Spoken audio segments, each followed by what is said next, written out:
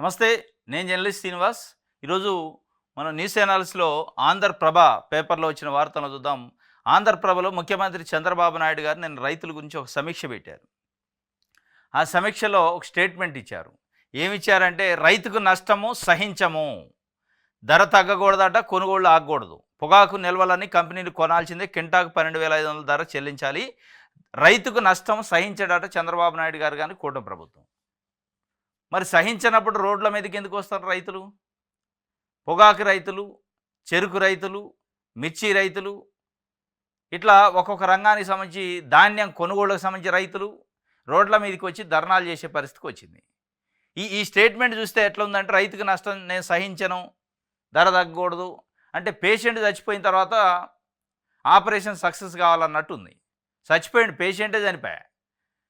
లేని పేషెంట్ కోసం operation success కావాలని సంకలు ఎగరేసినట్టు ఉంది చంద్రబాబు నాయుడు గారి కథ.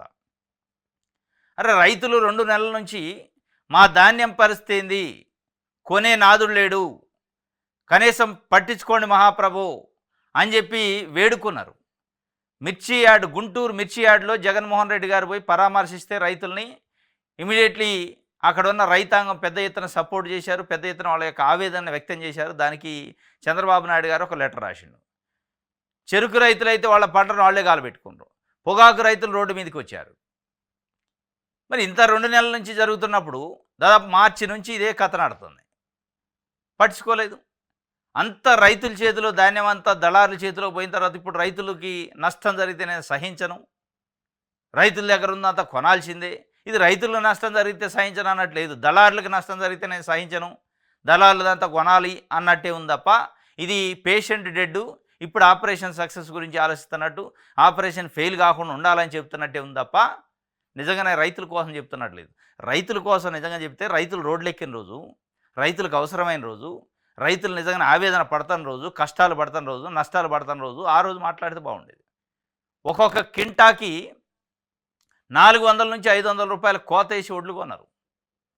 ఒక కృష్ణా జిల్లాని తీసుకుంటే 1,50,00,000 మెట్రిక్ టన్నులు పండితే కేవలం 50,00,000 మెట్రిక్ టన్నులు మేము సివిల్ సప్లై కొంటది అని చెప్పింది. మిగతా ఎంత 1,10,00,000 మెట్రిక్ టన్నులు ధాన్యాన్ని దళారులు కొన్నారు.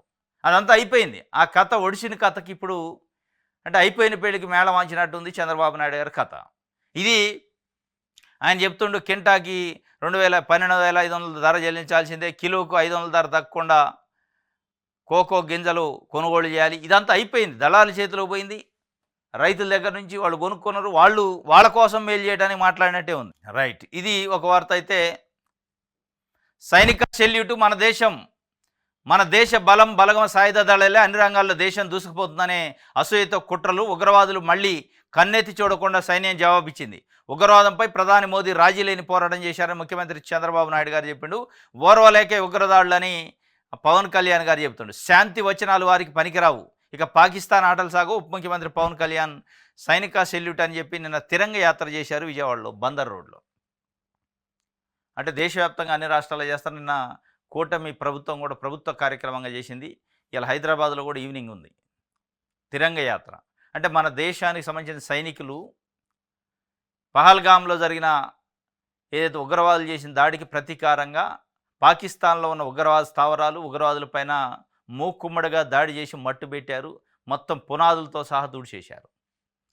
దాని సందర్భంగా సంతోషాన్ని చేసుకునేదానికి అంటే సైనికులు చేసిన త్యాగానికి సెల్యూట్ చేస్తూ ప్రభుత్వం నిన్న ఇచ్చింది. ముఖ్యమంత్రి గారు చంద్రబాబు నాయుడు గారు, ఉప ముఖ్యమంత్రి పవన్ కళ్యాణ్ గారు, పురంధరేశ్వరి గారు, అంటే 3 పార్టీలు అనమాట, కూటమి ప్లస్ పార్టీ ప్రభుత్వం. ఇంకోటి లిక్కర్ కేసులో ప్రాథమిక ఆధారాలు ఉన్నాయి, సుప్రీంకోర్టు చెప్తుంది. ఆ ఇద్దరు అరెస్టు. ధనంజయ రెడ్డి, కృష్ణమోహన్ రెడ్డి ముందస్తు బెయిల్ పిటిషన్ సుప్రీంకోర్టులో తిరస్కరణ అయింది. దర్యాప్తు కీలక దశలో ఉంది కాబట్టి మేము బెయిల్ ఇవ్వలేమని స్పష్టీకరణ చేసింది. బెయిల్ ఇస్తే విచారణాధికారి చేతులు కట్టేసినట్టు అవుతుంది. దర్యాప్తులో జాగ్రత్తలు తీసుకోండి. సిట్ అధికారులకు సూచన. 3rd డిగ్రీ చర్యలు ఉండకూడదని ధర్మాసనం ఆదేశం. ఆ సాయంత్రానికి విజయవాడలో అరెస్టు. మరోవైపు ఇదే లిక్కర్ స్కామ్లో ఈడీ పిటిషన్కు ఏసీబీ కోర్టు అనుమతి. 2వ రోజు కస్టడీలో సజ్జల శ్రీధర్ రెడ్డిని విచారించిన అధికారులు. 3వ రోజు 9 గంటల పాటు విచారణ. మొత్తం 7కు చేరిన అరెస్టుల సంఖ్య. ఆ ఇద్దరు అరెస్టు. ఆ ఇద్దరు ఎవరంటే ఇద్దరు ఐఏఎస్లు, ధనంజయ రెడ్డి, కృష్ణమోహన్ రెడ్డి. వీళ్ళిద్దరూ జగన్మోహన్ రెడ్డి పరిపాలన కాలంలో మొత్తం వేళ్ల చేతుల మీదనే జరిగింది. సీఎంఓ మొత్తం వీళ్ళ చేతుల్లో ఉండి ధనంజయ రెడ్డి చేతిలో ప్రధానంగా ఏ అధికారిని ఎక్కడ ట్రాన్స్ఫర్ చేయాలి, ఎవరికి ఏ పని చేయాలి అనే విషయాలు మొత్తం ఆయన ఇక దాదాపు ఒక కుటుంబ సభ్యులు లెక్క వ్యవహరించిండట. ఆయన దాదాపు 2 రోజులు ఇన్వెస్టిగేషన్ చేశారు వీళ్ళిద్దరిని. 3వ రోజు అరెస్ట్ చేశారు. ఈ అరెస్టు నేపథ్యం ఏందంటే మద్యం కుంభకోణంలో వీళ్ళ పాత్ర ఉంది, వీళ్ళే అసలు పాత్రదారులు, సూత్రధారులు అని చెప్పి దానిపైన సుప్రీంకోర్టులో వాళ్ళు యాంటిసిపేటరీ బెయిల్ వేశారు, ముందస్తు బెయిల్. ఆ బెయిల్ విచారణ పూర్తయిన తర్వాత బెయిల్ తిరస్కరించిన వెనువెంటనే వీళ్ళని అరెస్ట్ చేసేశారు. ఆ బెయిల్ ఏమైద్ది అనే ఒక దానికోసం చూశారు ఈ 2 రోజులు. బెయిల్ అక్కడ ఎప్పుడైతే లేదు మేము బెయిల్ ఇవ్వలేము, విచారణ అధికారిని చేతులు కట్టేసినటువంటిది ఈ దశలో ఇస్తే అని చెప్పి సిట్ అధికారులకి, సిఐడి అధికారులకి కొన్ని సూచనలు చేసింది. మీరు జాగ్రత్తగా ఇన్వెస్టిగేషన్ చేయండి, దీని ఏదో రాజకీయ కోణం కాకుండా విచారణ లెక్క చేయమని చెప్పింది. కానీ అట్లా చేసే పరిస్థితి ఉంటుందా? ఉండదు. ఇది కొంత రెడ్ బుక్కు లేదా రాజకీయ కక్ష సాధింపు దాంట్లో భాగంగానే జరుగుతుంది. నిన్న ఈ ఇద్దరిని అరెస్ట్ చేసిన తర్వాత వైఎస్ఆర్సీపీకి సంబంధించిన దాదాపు ఒక డజన్ మంది మాజీ మంత్రులు, మాజీ ఎమ్మెల్యేలు, వైఎస్ఆర్సీపీ సీనియర్ నాయకులు స్పందించారు.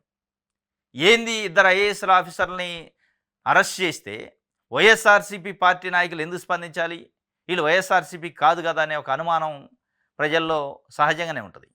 అంటే ఐఏఎస్ ఆఫీసర్లు సీఎంఓ దగ్గరికి జగన్మోహన్ రెడ్డి ఆధ్వర్యంలో ప్రభుత్వం ఉన్నప్పుడు సీఎంఓలో కీలకంగా వ్యవహరించిన అధికారులు అరెస్ట్ చేసే పరిస్థితి వచ్చిందంటే ఇక నెక్స్ట్ టార్గెట్ అంటే అప్పుడు ముఖ్యమంత్రిగా ఉన్న జగన్మోహన్ రెడ్డి చుట్టూ ఉన్న ఒక్కొక్కళ్ళని టార్గెట్ చేసి లోపటేసే కార్యక్రమం చేస్తున్నారు. ఇక తర్వాత టార్గెట్ జగన్మోహన్ రెడ్డినే టార్గెట్ పెట్టి ఆయన చుట్టూ ఉన్న వ్యక్తుల ముందు లోపటేసే కార్యక్రమం చేస్తున్నారు. తర్వాత ఆయన దగ్గరికి వస్తారా అనే అనుమానం అయితే కలుగుతుంది. ఎందుకంటే వైఎస్ఆర్సీపీ వాళ్ళ స్పందన చూస్తే సహజంగా ఐఏఎస్ ఆఫీసర్లు సస్పెండు లేదా ఐఏఎస్ ఆఫీసర్లు అరెస్టు అయితే అది అడ్మినిస్ట్రేటివ్ వాళ్ళు చూసుకుంటారు. కానీ రాజకీయ నాయకులు, రాజకీయ పార్టీ హోల్సేల్గా మొత్తం స్పందించిందంటే దాని అర్థం జగన్మోహన్ రెడ్డికి ఉచ్చేసే కార్యక్రమంలో మిగతా వాళ్ళ చుట్టూ ఉన్న వ్యక్తుల్ని అరెస్ట్ చేసే కార్యక్రమం చేస్తాం. సరే, దీంట్లో నిజాలేంది అబద్ధాలేంది అనేది ఇన్వెస్టిగేషన్లో తెలిసింది. నిజంగా మద్యం కుంభకోణం ఉందా, ఉంటే ఏ మేరకు ఉంది, ఎవరెవరు పాత్ర ఉంది, ఎవరెవరు సూత్రధారులు పాత్రధారులు అనేది సిట్టో సిఐడియో తేలవాలి. కానీ ఆ సిట్టు నిజమైన సిట్టు లెక్క లేదు, సిట్టు స్టాండ్ లెక్క ఉందని వైఎస్ఆర్సీపీ చెబుతుంది. ఇది కేవలం కొంతమంది వ్యక్తులను ఇరికియటానికి, కొంతమంది పైన రాజకీయ కక్ష సాధింపు చేయడానికి, కొంతమంది అధికారులని ఇబ్బంది పెట్టడానికి, అధికారులని అడ్డం పెట్టుకొని వైఎస్ఆర్సీపీలో ఉన్న ముఖ్యమైన కీలకమైన నాయకుల్ని ప్రధానంగా జగన్మోహన్ రెడ్డి అనే వ్యక్తిని టార్గెట్ చేసే ఇది ఉంది తప్ప దీంట్లో ఏం నిజలేదని వైఎస్ఆర్సీపీ చెప్తుంది. లేదు దీంట్లో కుంభకోణం ఉంది పెద్ద ఎత్తున అంటున్నారు. మరి కుంభకోణం ఎంతవరకు వస్తుందో చూడాలి. వాళ్ళ బెయిల్ ఎప్పుడైతే రిజెక్ట్ అయిందో వెంటనే అరెస్ట్ చేశారు. ఇంకోటి కాకాని గోవర్ధన్ రెడ్డి బెయిల్ కూడా నిన్న తిరస్కరించింది. ముందస్తు బెయిల్కి సుప్రీంకోర్టు వెళ్ళిండు, ఆయన కూడా నిరాకరించింది. పిటిషన్ విడ్రాకు బతిమాలిన కాకాని తరపున న్యాయవాదులు అనుమతి ఇవ్వని ధర్మాసనం. పిటిషను విడ్రాకు కూడా అవకాశం లేదట. ఇది ఒక వార్త. అయితే అటు రిమాండ్ అయింది, ఇటు బెయిల్ వచ్చింది. అయినా వంశీ జైల్లోనే. నకిలీళ్ల పట్టాల పంపిణీ కేసులో పీటీ వారెంట్ అమలు 29 వరకు రిమాండ్ విధించిన న్యూజివీడ్ కోర్టు. టీడీపీ కార్యాలయంపై దాడి కేసులో ఊరట బెయిలు. అక్రమ్ మైనింగ్ ఆరోపణలపై మరో కేసు నమోదు. ఈయన మార్చిలో అరెస్ట్ అయ్యింది, వల్లభనేని వంశీ. అప్పటి నుంచి తెలుగుదేశం పార్టీ ఆఫీసు పైన దాడి చేసిన కేసులో సత్యవర్ధన్ అనే పిటిషనర్ని అంటే కంప్లైనెంట్ని బెదిరించిండి అనే దాంట్లో ఎస్సీ అట్రాసిటీ కేసు పెట్టారు. దాని తర్వాత అనేక సార్లు బెయిల్ వేసిండి, చివరికి బెయిల్ వచ్చింది. ఇట్లా బెయిల్ వస్తుందో రావట్లేదు, ఇంకో పీటీ వారెంట్ న్యూజివీడ్ కోర్టులో నుంచి తెచ్చుకున్నారు. అదేంటంటే ఇళ్ల పట్టాల పంపిణీలో అవకతవకలని. దాని తర్వాత ఇంకోటి ఏదో కేసు ఉందట అక్రమ్ మైనింగ్. అంటే మొత్తానికైతే అంటే ఉన్న కేసులని ఒకేసారి తీయకుండా విడతల వారిగా చేస్తున్నారు. ఒక కేసులో బెయిల్ వచ్చే దశలో ఇంకో కేసు సంబంధించిన ఇన్వెస్టిగేషన్ స్టార్ట్ చేస్తారు. మొత్తానికి బయటికి రానియకుండా చేయాలనే ఒక ఆలోచన. మరి ఎన్ని రోజులు అయిద్దో చూడాలి. ఆయన ఆరోగ్యం కూడా క్షీణించింది అనేది అయితే బయట వార్తలు చెప్తున్నాయి. దిశ చూద్దాం. డిఎస్సికి భారీగా దరఖాస్తులు వచ్చినట్ట. ముగిసిన దరఖాస్తు ప్రక్రియ 5,67,000 చిల్లర మంది అప్లై చేశారు. 5,67,000 పైన ఫిగర్ రాయాలి వాళ్ళు. 67,000 మంది అప్లై చేశారట. దాంట్లో మహిళలు ఎక్కువ ఉన్నారట, గర్ల్స్. దీనిపైన ఒక 3 డిమాండ్లు ప్రధానంగా పెట్టారు డిఎస్సి అభ్యర్థులు. దానికోసం గడువు పెంచాలి, దరఖాస్తు గడువు అన్నారు. అర్హతల విషయంలో గందరగోళం అయింది, దాంతో డిలే అయింది, సర్వర్ సరిగ్గా పనిచేయలేదు అనేది ఒకటి. ఇంకోటి ఏజ్ లిమిట్ 44 కాదు 47 చేయాలనేది ఇంకోటి. డిస్టిక్ వైజ్ పేపర్ కాకుండా కామన్ పేపర్ పెట్టాలి, ఎగ్జామ్ పేపర్ అనేది. ఈ 3 డిమాండ్లతో నిరుద్యోగులు అయితే పాపం చాలా పెద్ద ఎత్తున ఆందోళన చేశారు కానీ ఆందోళన ఫలించినట్టుంది. డిఎస్సి దరఖాస్తులు డిక్లేర్ చేశారు ఇన్ని వచ్చినాయి అని చెప్పి. ఇది కానీ వాళ్ళు తీవ్రంగా ఆందోళనలో ఉన్నారు. డిఎస్సి అభ్యర్థులు సంతోషంలో లేరు చాలామంది. రాక రాక డిఎస్సి నోటిఫికేషన్ వచ్చింది. మెగా డిఎస్సి తొలి సంతకం చంద్రబాబు నాయుడు గారిది. చాలా మేలు జరిగిద్ది, మాకు ఉద్యోగాలు మంచిగా వస్తాయి అనుకున్నారు కానీ చాలామంది అర్హత కోల్పోయారు పాపం. 47 సంవత్సరాలు ఇలా 44 ఇయర్స్ ఇచ్చిండు కానీ 5 సంవత్సరాల నుంచి డిఎస్సి లేదు. ఈ 5 సంవత్సరాల్లో చాలామంది ఏజ్ ల్యాప్స్ అయిపోయింది. వాళ్ళని కనీసం మానవతా దృక్పథంతో కన్సిడర్ చేయాల్సి ఉండే, చేయలేదు. అది కాకుండా మళ్ళీ జిల్లాకు ఒక రకమైన పేపర్ అని పెడతాను. ఇవన్నీ ఇట్లా ఉండగానే దరఖాస్తులో సర్వర్ బిజీ, దరఖాస్తులో అంటే అప్లై చేయడంలో ఇబ్బందులు, తర్వాత అర్హతల విషయంలో గందరగోళం ఒక 15 రోజుల పాటు ఇదంతా ఉంది కాబట్టి తప్పనిసరిగా ఏజ్ లిమిట్ పెంచి గడువు పెంచితే బాగుంటుంది అనేది విద్యార్థులు నిరుద్యోగుల డిమాండ్. కానీ అసలైన డిమాండ్ పట్టించుకోవట్లేదు, ఉట్టుట్టిది పట్టించుకుంటున్నాడు. మరి నారా లోకేష్ గారు మరి దానిపైన సమీక్ష కనీసం చేసి ఏమవుతుంది ఏజ్ పెంచితే? ఏమైనా కొంపల మునిగేది ఉందా? లేదు ఇంకో 4 రోజులు గడువు పెంచితే ఏమవుతుంది? ఇప్పుడు ఇన్ని రోజులు పెంచారు. మెగా డిఎస్సి పేరుతోని చంద్రబాబు నాయుడు గారు 2024 జూన్ 12 నాడు తొలి సంతకం పెట్టిండు. ఆ తొలి సంతకానికే అది అమల్లోకి రావటానికి సంవత్సరం పట్టింది. అంటే మీ లోపాలతోని ప్రభుత్వం యొక్క సమన్వయంతోనో, ప్రభుత్వం దగ్గర ఉన్న అసమర్థతోనో, ప్రభుత్వం దగ్గర ఉన్న లోపంతోనో ఒక 1 ఇయర్ ఆపగలిగినప్పుడు నిరుద్యోగుల కోసం ఒక 15 రోజులు వాయిదా వేసి గడువు పెంచి వాళ్ళ ఏజ్ లిమిట్ కూడా పెంచితే వాళ్ళకి మేలు జరిగింది కదా. మరి ఆ చిన్న లాజిక్ మర్చిపోయి మరి దాన్ని అట్లే తాత్సారం చేసి ఇక ఎగ్జామ్ పెట్టే పరిస్థితి ఉన్నట్టుంది. రాష్ట్రానికి చంద్రబాబే బ్రాండు, భారత్లో క్లీన్ ఎనర్జీ విప్లవం, దానికి ఆంధ్రప్రదేశ్లోని నాంది, దేశానికి సౌర విద్యుత్తును అందిస్తామని మంత్రి నారా లోకేష్ గారు చెబుతుండ్రు. రాష్ట్రానికి చంద్రబాబు నాయుడు గారే బ్రాండ్ అట. చెన్నై, బెంగళూరు, హైదరాబాద్ వంటి బ్రాండులు ఆంధ్రప్రదేశ్కి లేవు. ఈ రాష్ట్రానికి చంద్రబాబు నాయుడు మాత్రమే బ్రాండు అని విద్యా ఐటీ శాఖ మంత్రి నారా లోకేష్ గారు చెబుతుండ్రు. చెన్నై, బెంగళూరు, హైదరాబాదు ఆ రాష్ట్రాలకు బ్రాండ్ సిటీలు, కానీ ఆంధ్రప్రదేశ్కి బ్రాండ్ లేదు. కాబట్టి చంద్రబాబు నాయుడు గారు ఒక సిటీ కింద చెప్తుండే నారా లోకేష్ గారు, ఎందుకంటే వాళ్ళ నాయన కాబట్టి. ఇప్పుడు హైదరాబాదులో అంటే జీఎస్టీ వస్తుంది, కొన్ని వేల కోట్లు నెలకు వస్తాయి. చెన్నైలో వస్తుంది, బెంగళూరులో వస్తుంది. మరి చంద్రబాబు నాయుడు గారిని చూసి జీఎస్టీ వద్దా? చంద్రబాబు నాయుడు గారిని చూసి పన్నులు వస్తాయా? చంద్రబాబు నాయుడు గారిని బ్రాండ్ చూసి పెట్టుబడిదారులు వస్తారా? అట్లా రారు కదా. అవకాశాలు ఉంటే పెట్టుబడిదారులు వస్తారు, ఆశాజనకంగా ఉంటే పెట్టుబడిదారులు వస్తారు. జీఎస్టీ అనేది అక్కడ జరిగే వ్యాపారాలను బట్టి వస్తుంది. ఇప్పుడు హైదరాబాద్కి బ్రాండ్ అంటే ఏంది? జీఎస్టీ, ఐటీ కంపెనీలు, రకరకాల ఉత్పత్తులు, ఎగుమతులు, దిగుమతులు ఇవన్నీ ఉంటాయి కాబట్టి అనేక రకాల ట్యాక్సులు, కస్టమ్స్, డ్యూటీలు ఇవి వస్తాయి. మరి బాబు గారిని చూసి ఏం బ్రాండ్ అనుకోవాలా? మనం బ్రాండ్ అనుకుంటే కాదు, అది దేశం అనుకోవాలి, ప్రపంచం అనుకోవాలి బ్రాండ్. చంద్రబాబు నాయుడు గారు అని ఒక బ్రాండ్ ఉండి అక్కడ, కాబట్టి మనం పోయి ఆడ పెట్టుబడులు పెడదాం అంటే చంద్రబాబు నాయుడు గారు అనే బ్రాండ్ని చూసి పెట్టుబడి పెడితే వాడికి లాభాలు రావు కదా. పెట్టుబడి పెట్టేవాడికి ఇక్కడ వ్యాపారం జరిగే పరిస్థితి ఉందా? నిజంగానే రాజధాని ఉందా? రాజధాని గట్టే పరిస్థితి ఉందా? ఇట్లాంటివన్నీ చూసుకుంటారు వాళ్ళు. ఇది ఆయన చంద్రబాబు నాయుడు గారే బ్రాండ్ అయితే సంతోషమే, కానీ ఆ బ్రాండ్ వల్ల ఏం ఉపయోగం అనేది కూడా ఇప్పుడు ప్రజల్లో ఒక చర్చ. వాస్తవంగా అనుకున్నారు 2024 ఎన్నికల్లో చంద్రబాబు నాయుడు గారు గెలిచిన తర్వాత సీనియర్ నాయకుడు, కేంద్రంలో పొత్తుంది, మోడీ అక్కడ ప్రధాని అయిండు, ఇక్కడ చంద్రబాబు నాయుడు గారు ముఖ్యమంత్రి అయిండు, ఇక మనకి ఇబ్బంది లేదు, వేల కోట్లు, లక్షల కోట్ల రూపాయల నిధుల వరద వస్తుంది, ఇక నిధులు ఆగవు అనుకున్నారు.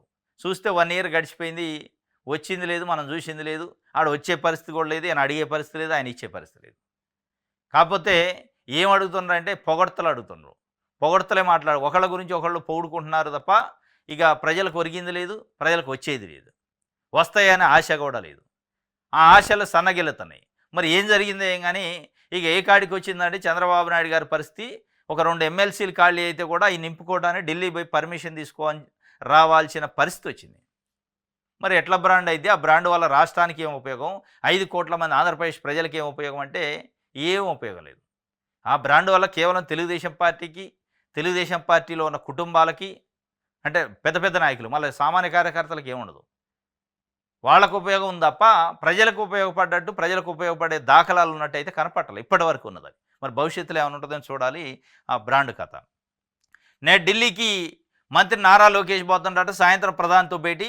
విశాఖ, అమరావతి పర్యటనలో లోకేష్ను ప్రత్యేకంగా ఆహ్వానించిండు ప్రధానమంత్రి నరేంద్ర మోడీ గారు మే 2 రోజు అమరావతి పునర్నిర్మాణం శంకుస్థాపనకు వచ్చినప్పుడు లోకేష్ చేయి పట్టుకొని నేను ఎన్నిసార్లు రమ్మని రాట్లా ఢిల్లీకి నన్ను వచ్చి కలువు అన్నాడట. మరి ఏం తీపి కబురిస్తాడు? ఏమైనా క్లాస్ బీకుతాడా? తీపి కబురిస్తాడా? లేదంటే ఎన్ని రోజులు మీ నాయన ఉంటాడు నువ్వు ఎక్కువ అంటాడా? కానీ మొత్తానికైతే ఢిల్లీ పోతాడు. ఆయన అడిగిండు 2 సార్లు ఇక బాగోదని చెప్పి పర్మిషన్ అంతే అపాయింట్మెంట్ తీసుకుంటూ పోతాడు. కానీ తెలుగుదేశం పార్టీ సోషల్ మీడియాలో దీనిపైన నిన్నటి నుంచి ప్రచారం ఏం జరుగుతుందంటే అయిపోయా లోకేష్ ఢిల్లీ పోతాడు, ప్రధానమంత్రి మోడీ గారిని కలుస్తాడు, జగన్మోహన్ రెడ్డిని జైల్లో వేస్తారు, జగన్మోహన్ రెడ్డిని అరెస్ట్ చేస్తారు అని చెప్తుండ్రు. అంటే నారా లోకేష్ గారు ప్రధానమంత్రిని కలిస్తే జగన్మోహన్ రెడ్డి లోపటేసే కార్యక్రమం ఎందుకు ఉంటుంది? మరి నారా లోకేష్ గారు చంద్రబాబు నాయుడు గారి కంటే పెద్ద వ్యక్తా? చంద్రబాబు నాయుడు గారి కంటే సీనియరా? చంద్రబాబు నాయుడు గారు ముఖ్యమంత్రి, నారా లోకేష్ గారు ముఖ్యమంత్రి? చంద్రబాబు నాయుడు గారు కూడా గడిచిన 1 ఇయర్లో ముఖ్యమంత్రి అయిన తర్వాత చాలా సార్లు ఢిల్లీకి పోయారు, మోడీని కలిసిండు, అమిత్ షాని కలిసిండు, అనేక సందర్భాల్లో చాలా విషయాలు మాట్లాడారు. ఇక స్వయంగా అమిత్ షా గారు అమరావతిలో చంద్రబాబు నాయుడు గారు ఇంటికి వస్తే విజయవాడలో జగన్మోహన్ రెడ్డికి ప్యాలెస్లు ఉన్నాయి బెంగళూరులో, హైదరాబాద్లో అని చెప్పి ప్యాలెస్లు, దాంట్లో ఉన్న గదులు, దాని గురించి ఎక్స్ప్లెయిన్ చేసిండు. అయినా కానీ ఈ చెవుతో తిని ఈ చెవుతో వదిలిపెట్టిండు ఆయన.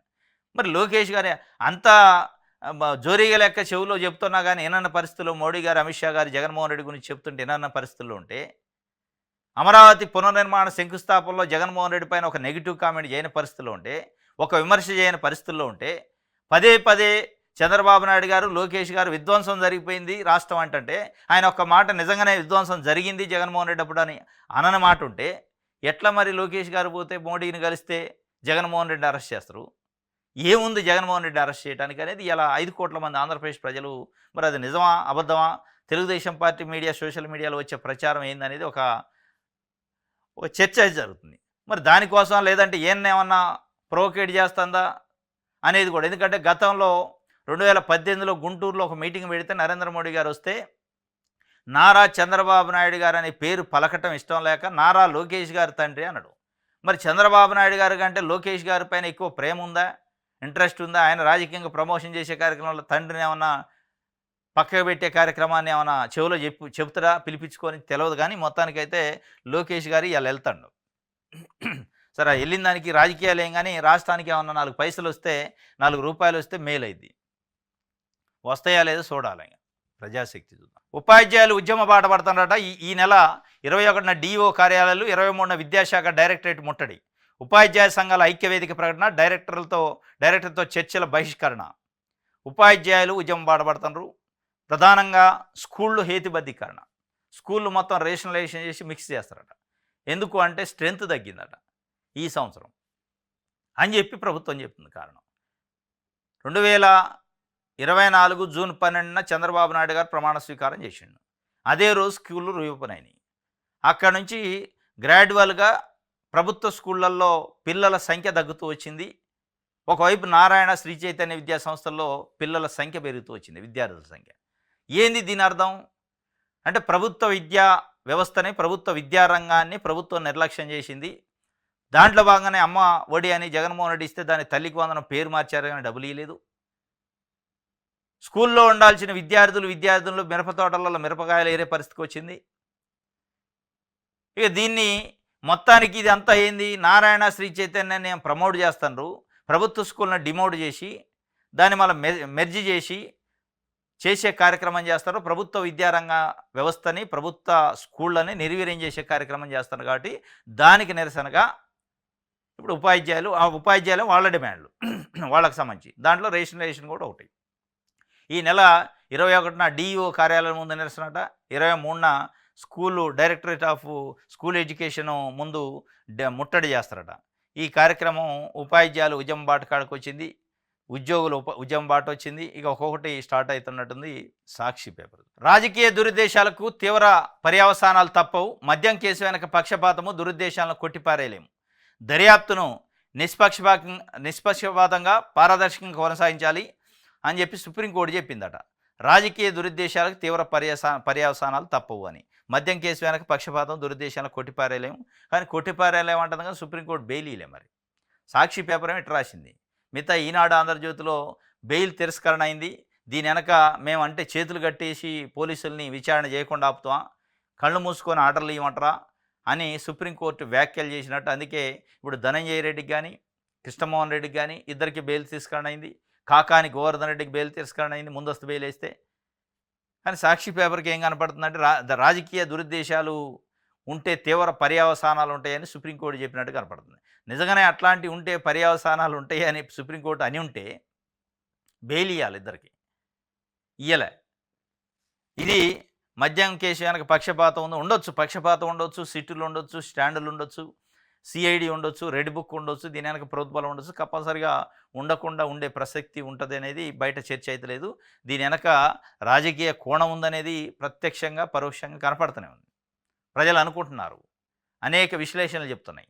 సరే నిజాలు లేకపోలేదు, కుంభకోణం జరిగిందా లేదు తెలియదు, కానీ కొంత అయితే రాజకీయ కోణం ఉండబట్టే ఎవరైతే జగన్మోహన్ రెడ్డి చుట్టూ ప్రధానంగా పాత్ర పోషించారో పరిపాలనలో అప్పుడు వాళ్ళని టార్గెట్ చేసి వాళ్ళని లోపటేస్తున్నారు. అంటే దీని అర్థం ఆయన్ని టార్గెట్ చేశారు, ఆయన చుట్టూ ఉన్న వ్యవస్థను మొత్తం ఒక్కొక్కటి కొట్టుకుంటూ వస్తున్నారు. కాబట్టి రాజకీయ దురుద్దేశం తప్పనిసరిగా ఉంటుంది, దాంట్లో డౌట్ లేదు. ఈ కేసు నమోదు వెనుక రాజకీయ దురుద్దేశాలు, పక్షపాతం ఉందని పిటిషనర్లు కొంతమేర ప్రాథమికంగా రుజువు చేయగలిగారు. రాజకీయ దురుద్దేశాలు, పక్షపాతానికి న్యాయపరమైన పర్యవసానాలు ఎదుర్కోవాల్సి ఉంటుంది. ఈ విషయాన్ని తగిన సమయంలో తేలుస్తామని చెప్పారు. ఇక తగిన సమయం అంటే అంత మునిగాక తేలితే ఉంది. ఇప్పుడు జైలు వేస్త్రీ లోపల వాళ్ళ పరువు ప్రతిష్ట అన్ని మంటగలిచాక తగిన సమయంలో స్పందించింది. అంటే వాళ్ళు సుప్రీంకోర్టు ఏంటంటే ఆ టైం రావాలని వాళ్ళు చెప్పేది. కొంత రుజువు చేయగలిగారట దీంట్లో రాజకీయ పక్షపాత ధోరణి ఉందని. అయినప్పటికీ ఇన్వెస్టిగేషన్ అయితే కానియాలని సుప్రీంకోర్టు కోరుకుంది, వాస్తవం కూడా. ఎందుకంటే ఇన్వెస్టిగేషన్ దశలో బెయిల్ ఇవ్వటం అనేది ఇన్వెస్టిగేషన్ ఆఫీసర్ని చేతులు కట్టేసినట్టు అయింది. సరే ఇన్వెస్టిగేషన్ చేసుకోనండి, ఇన్వెస్టిగేషన్ చేశాక వాళ్ళు నిర్దోషులని వెళ్తే అప్పుడు సుప్రీంకోర్టు ఈ రాజకీయ ప్రోద్బలం ఏంది, రాజకీయ పాత్ర ఏంది అనేది అప్పుడు మాట్లాడింది. థర్డ్ డిగ్రీ ఉపయోగించినా, బెదిరించినా, ఒత్తిడి చేసినా, ప్రలోభ పెట్టినా వీటిని మేము చాలా తీవ్రంగా పరిగణిస్తాం. నిందితులు సహనిందితుల నుంచి వాంగ్మూలాలను సేకరించే సమయంలో దర్యాప్తు సంస్థ కొన్ని సందేహాస్పద పద్ధతులను అనుసరిస్తుంది. పిటిషనర్లు ఇతర సహనిందితుల విషయంలో థర్డ్ డిగ్రీ ఉపయోగించడం, బెదిరించడం, ఒత్తిడి తేవడం, ప్రలోభాలు పెట్టడం చేయడానికి వీల్లేదు. థర్డ్ డిగ్రీ ఉపయోగించొద్దు, బెదిరించొద్దు, ఒత్తిడి తేవద్దని సుప్రీంకోర్టు చెప్పింది. అనేక సార్లు గతంలో హైకోర్టులు కూడా చెప్పినాయి.